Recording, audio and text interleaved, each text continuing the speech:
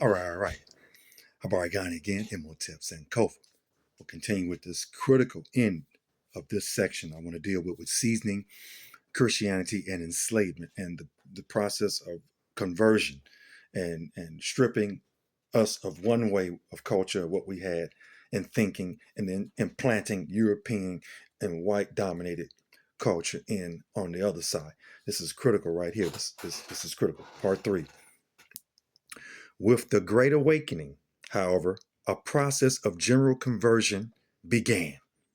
African Americans did link spiritual equality preached by evangelical ministers with a hope of earthly equality.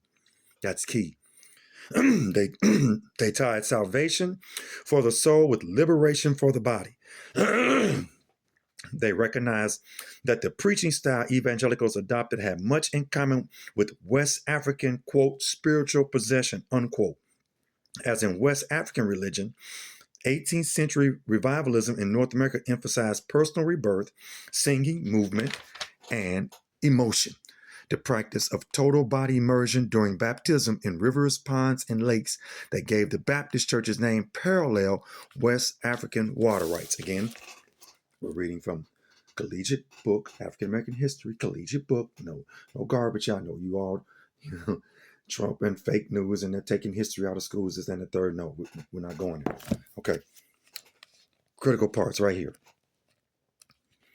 Because it drew African Americans into evangelical movement, the Great Awakening, that helped shape American society. The Great Awakening increased mutual black-white acculturation. Whites had to be acculturated too. We'll move down here. Other factors, however, favored the development of a distinct African American church from the start. White churches seated black people apart from white people, belying claims to spiritual equality. Black members took communion after white members. Masters also tried to use religion to instill in their chattels such self-serving Christian virtues as meekness, humility, and obedience. Consequently, African Americans established their own churches when they could.